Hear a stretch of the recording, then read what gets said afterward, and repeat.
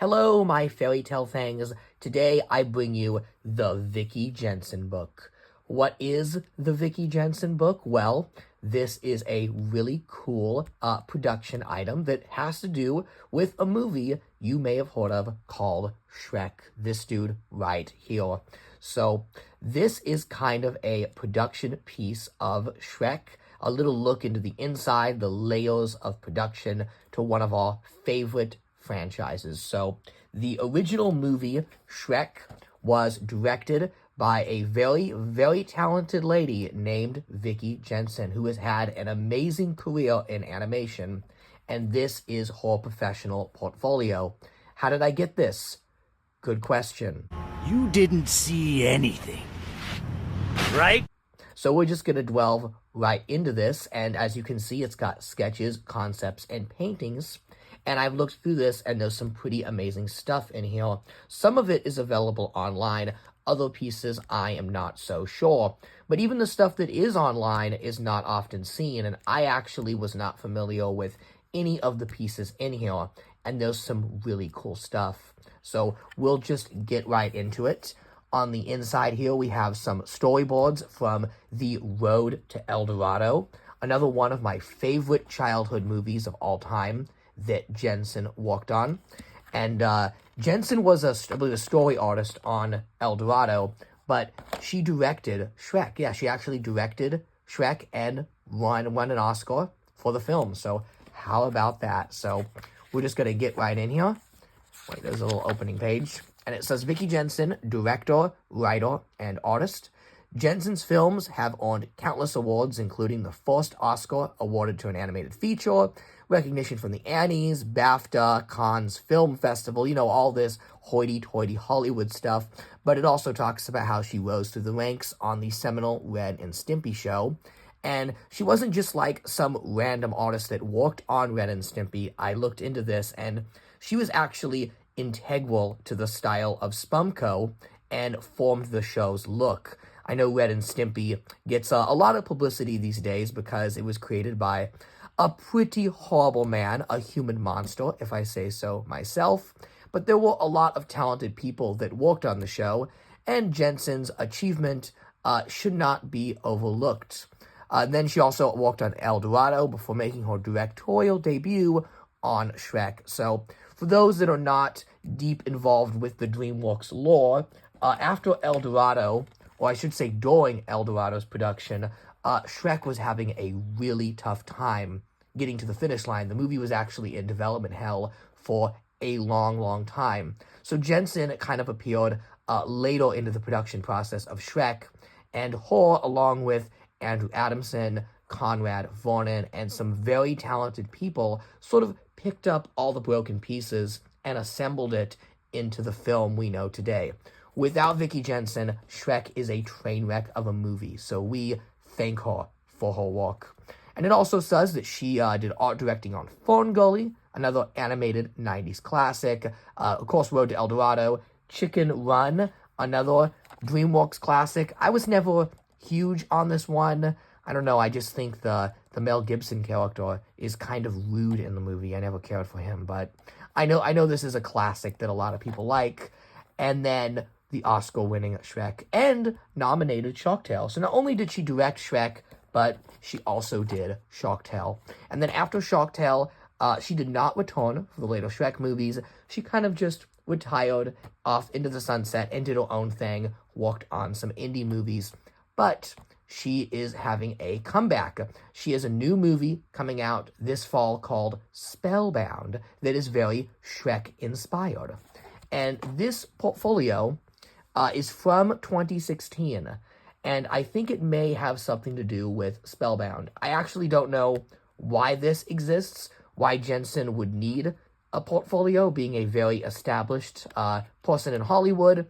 I'm just going to guess she made this around the time she was pitching Spellbound and sent this to a bunch of studios to say, like, hey, this is what I've worked on. I want to get back into animation and make a new movie. And Netflix obviously received this and said, hey, this is pretty good. And they greenlit Spellbound. And that releases, I think, this fall. So we're just going to check out the art now. And it says, Shrek concept, gags, and storyboards. And here we go. Okay, so here is Princess Fiona, and she's laying in bed, waiting for Prince Charming to rescue her. And it says on the bottom, Vicky 99. So this was made in 1999. And you're thinking, wow, that is 2 years before Shrek came out, but that is actually pretty late into the production of Shrek. Shrek was well into production in 96 and 97. So Jenson was brought on, and she started to retool Shrek, and here we begin to see the regular version of Princess Fiona. If you look at earlier concepts, you will see some very strange versions of Fiona, but Fiona is kind of becoming more of the character we recognize. Of course, this is not what she looks like in the film when she is waiting for Shrek to rescue her. She is just in her regular dress. I'm going to chalk this up to 3D animation, and Dreamworks not wanting to make a pajama Fiona because that would be a waste of resources, given it was only used in one scene. And Fiona's dress in Shrek 1, it's not very elaborate. It's just kind of a more form-fitting, comfy dress. It's actually fully believable that she wore that dress the whole time she was in the tower. But what do you think of these pajamas? I think it's a wonderful design. I think she looks great, and honestly, a little sexy. She's showing a little bit there. So I can also see why Dreamworks did not approve this design. But still, very cool nonetheless. That is a great piece of artwork. It says, Princess Digest, what men want. And she is not impressed by what men want, because Fiona is a girl boss. Okay, so next, whoa. Okay, another very sexy Fiona, this time in her ogress form. And this is when she's in the windmill, and Donkey discovers her true form. But instead of her being very embarrassed of her ogress form and crying in front of Donkey, it seems like she is presenting herself and looking quite curvy in her lingerie. So this was obviously not used in the film, but it is a lovely, lovely piece of artwork. I quite like it. And it says Vicky 00, so this must have been made in 2000. Now, I do want to say there is a possibility, a strong possibility, that this was never going to be used in the film, because not only does it really push that PG rating, granted a lot of Shrek does, there's a lot of adult jokes in there, but this is a little much, but Dreamworks does allow their artists to be very liberal on the interpretations of the characters, so when concept artists are doing stuff for movies like Shrek, they don't exactly have to look on model. They're not Disney, where there are, hawks about this sort of thing. Dreamworks is looking for more of a mood. They want their artists to get their creative juices flowing. So often you'll see very off-model and very silly-looking pieces of artwork for the Shrek movies that are not intended to be finalized, but just sort of meant to get a feel. So with a piece like this, we see Fiona's ogress form taking shape. She is definitely a little curvier than her human form, but she's still very confident and sassy. And maybe that's what this piece was meant to portray, that Fiona can be curvy and sexy. I bring this up because recently the Shrek Twitter, okay, so there's a new Shrek Twitter, and they post a lot of funny memes that I enjoy. But they did post a piece of concept artwork for Shrek 2 that was one of these pieces where the characters are very off-model. It's meant to evoke a mood. And for some reason, the Shrek Twitter was like, look at the glow-up.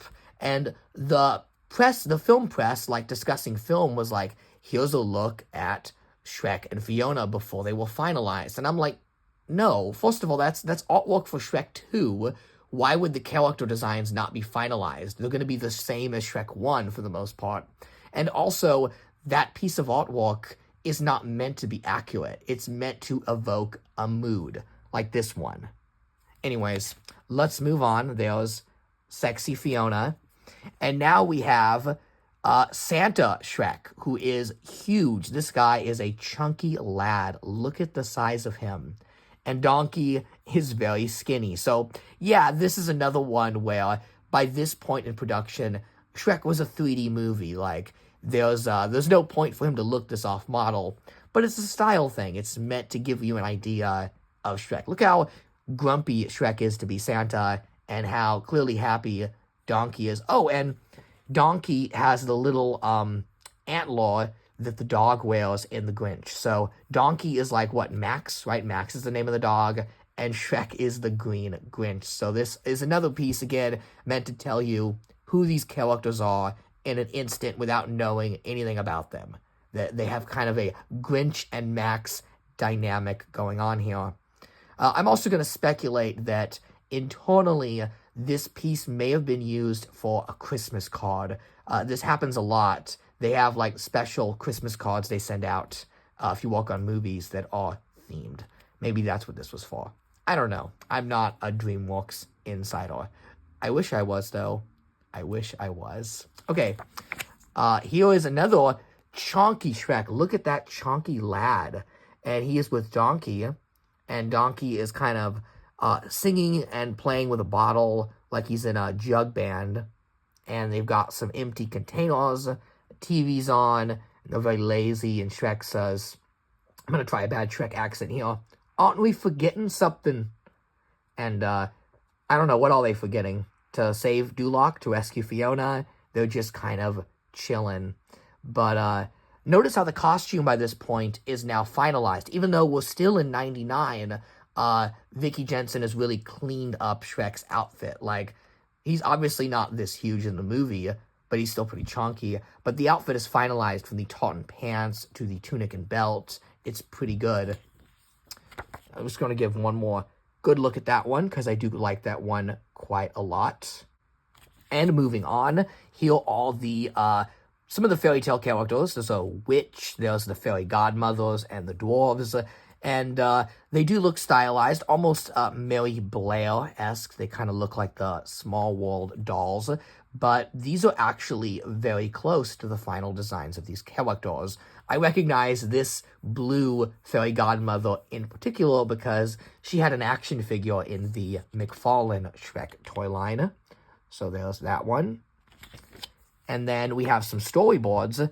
And, okay, so I can already tell you this is from a much earlier period in Shrek. Now we're going back to like 98, 97 because Fiona's design is not finalized here. This is the more classic Don Bluth looking Fiona design, where she was a bit more, she had a bit more of an hourglass figure and was a bit more like traditional looking princess. And then, wait, let me see if is there any dialogue here. My knight and his noble steed. Okay, that's like the line from the movie. That's exactly what she says. And where would a brave knight be without his noble steed? It's funny how, like, so much of Shrek's script and lines were finalized so early on, but the look and feel of the movie wasn't really set in stone until the last minute. And then Donkey says, wait, you thought Shrek was a knight? I don't think that's quite the line. I think Donkey's like, wait, you think Shrek's your Prince Charming? Or your true love, right? If you think Shrek's your true love, and he starts laughing. Wait, listen, you think that Shrek is your true love? Shrek here is supposed to start laughing, but he looks very confused instead. And if you look at Shrek here, you can clearly see that is Chris Farley as Shrek. He's got the Chris Farley haircut here before Mike Myers came on board, and they retooled the face. There's another look at classic Fiona. She kind of looks kind of angry. Oh yeah, she's angry, she's pounding on the tree, and she's like, what's going on? So, in this version of the movie, Fiona was voiced by Janine Garofalo, not Cameron Diaz. And she was not this kind of, what's the word I'm looking for? Spunky, like, firecracker, kind of quirky character. The original version of Fiona was a much more dry humor, dreary, and kind of angsty version of a princess. Yeah, that's what we get of that. But those are actually storyboards from the Farley cut that I don't think have been circulated that much online. So check that out. That's the noble steed scene in the Farley cut.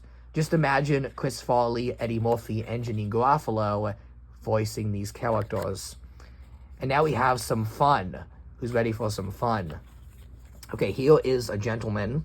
He's got a Fred Flintstone short and a hat. I think it says Dream? I have no idea. And he's got some storyboards here.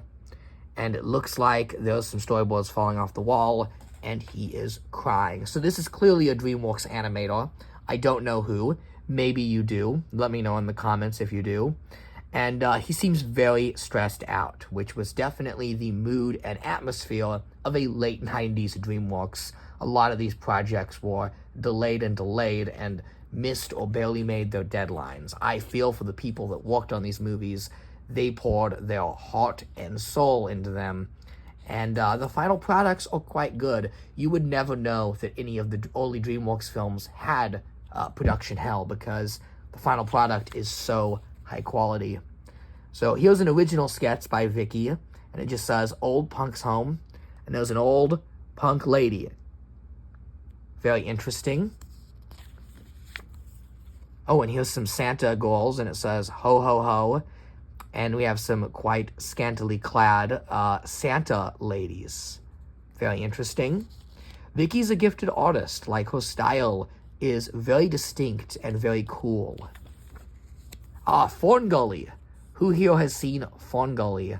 I have. And it's interesting that she worked on FernGully because I kind of consider this the first modern animated movie. FernGully did so many things that many later animated movies, and especially DreamWorks, would do. Not just the kind of save the planet message that was oh so popular in the 90s, but the celebrity voices and stunt casting in this movie would go on to become a staple for studios like DreamWorks and Illumination. You had Robin Williams as the rapping bat. I mean, who could forget that? And then the guy here, I think, not this guy, but the other guy, I think is Christian Slater. It's got and Tim Curry as the villain. It's got like some real talent behind the film. And look at these beautiful storyboard pieces that Vicky did for the film. Great stuff. Really great stuff. FernGully is visually a beautiful film. I'm not a huge fan of the movie. I didn't grow up with it, so that may be a big reason why, but I don't know. The movie did not do it for me. But visually, it's amazing. It's a stunning film.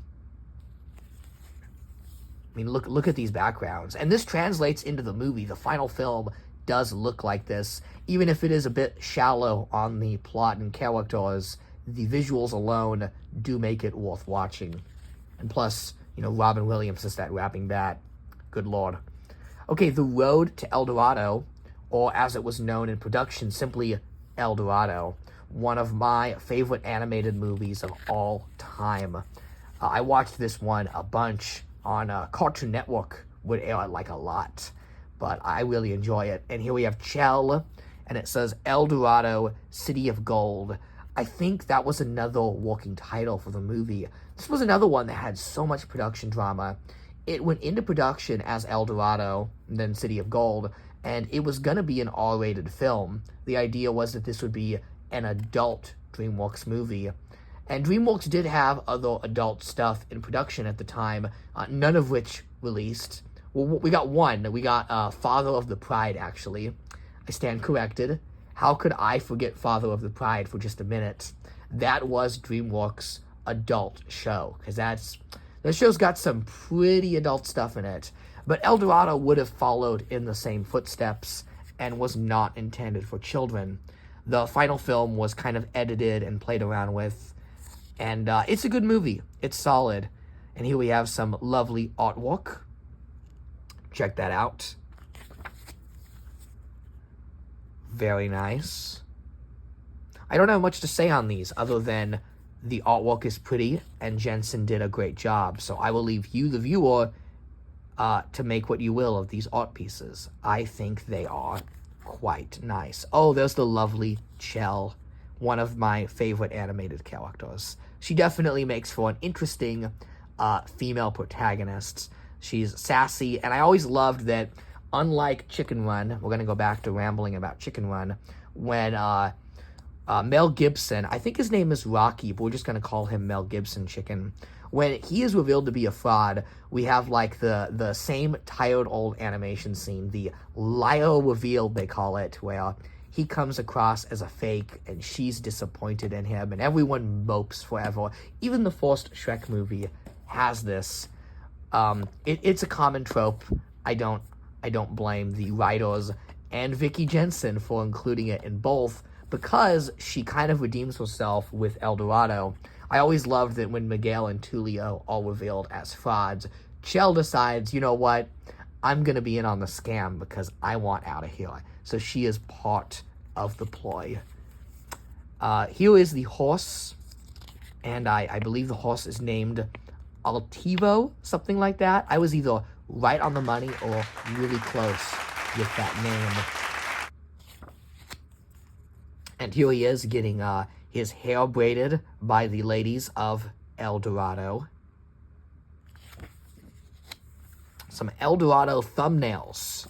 Well, not YouTube thumbnails, because I don't see any, like, screaming faces in these. No Mr. Beast faces in these thumbnails. This is what YouTube looked like before Mr. Beast ruined thumbnails. So very pretty. And here we have some locals fishing. There's like a big fish. El Dorado storyboards, okay? Wow, look at all this. That's a whole lot of Miguel and Tulio packed into one page. This just makes me want to watch The Road to El Dorado again. Look at that. Look how wholesome that is. Deleted love song. Oh, this was cut from the movie. That's interesting. There isn't like a love song.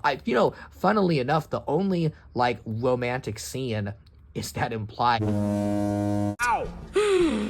What's he gonna think if he finds one of the gods like this with me? Lucky God?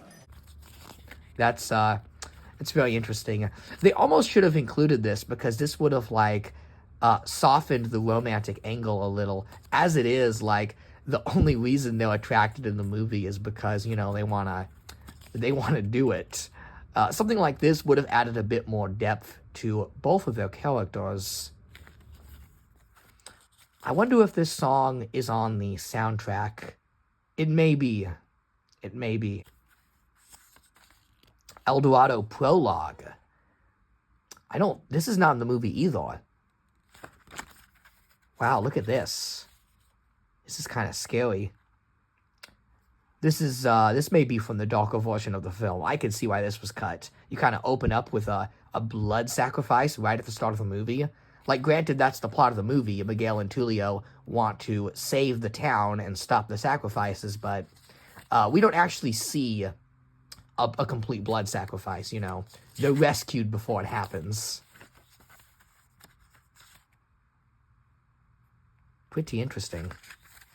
And that's it. 2016, Vicky Jenson. So that was the Vicky Jenson portfolio with some rare and never-before-seen vintage Dreamworks production artwork. What pieces did you like? Let me know in the comments. And, yeah, that was pretty neat.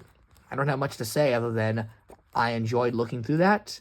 And that was some very fun and cool, rare Shrek and all of Dreamworks production material. Thanks for watching, and have a happily ever after.